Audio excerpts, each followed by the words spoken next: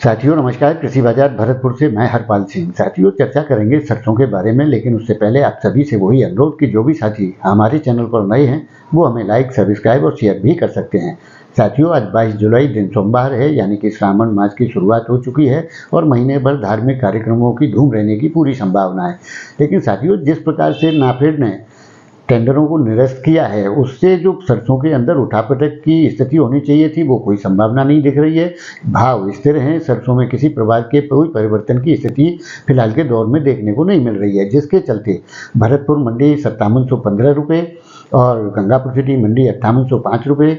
उसी प्रकार से प्लांटों के भाव भी स्थिर हैं, जिसके चलते गोयल कोटा 5950 रुपये, महेश एडिबल 6450 रुपये, बीपी शारदा आगरा के भाव 6375 रुपये हैं। साथियों कोई परिवर्तन सरसों में फिलहाल के दौर में देखने को नहीं मिल रहा है, कोई नरमी नहीं है और कोई तेजी की स्थिति भी देखने को नहीं मिल रही है। भाव स्थिर हैं और आने वाले दौर के अंदर किसी गिरावट की संभावना तो बिल्कुल नहीं है। लेकिन कल बजट सत्र आने के बाद क्या सहूलियतें हैं, क्या स्थितियाँ रहेंगी, उसके आधार पर आने वाले दौर की स्थितियाँ तय होंगी। जिस प्रकार से कुछ सज्जनों का मानना है कि सरसों और सोयाबीन के जो भावों का अंतर है, सोयाबीन में कोई बड़ी गिरावट या वैसी स्थितियां नहीं प्रतीत होती हैं क्योंकि भाव बहुत नीचे चल रहे हैं, और सरसों की जो अंतर चल रहा है वो काफ़ी ज़्यादा है, तो सरसों के भावों को नीचे आने की संभावना उस आधार पर व्यक्त की जा रही है।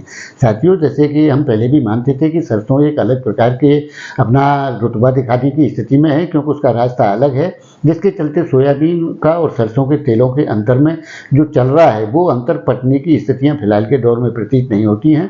आने वाले दौर के अंदर यानी कि अगस्त माह से ही सरसों के अंदर या खाद्य तेलों में किसी प्रकार की शुरुआत शुरू होने की पूरी संभावना है। लेकिन अगर बजट में कुछ स्थितियां साफ होती हैं, खाद्य तेल उद्योग को कोई सपोर्ट मिलता है तो निश्चित रूप से सुधार की स्थितियां देखने को मिल सकती हैं, इसकी भरपूर संभावना है।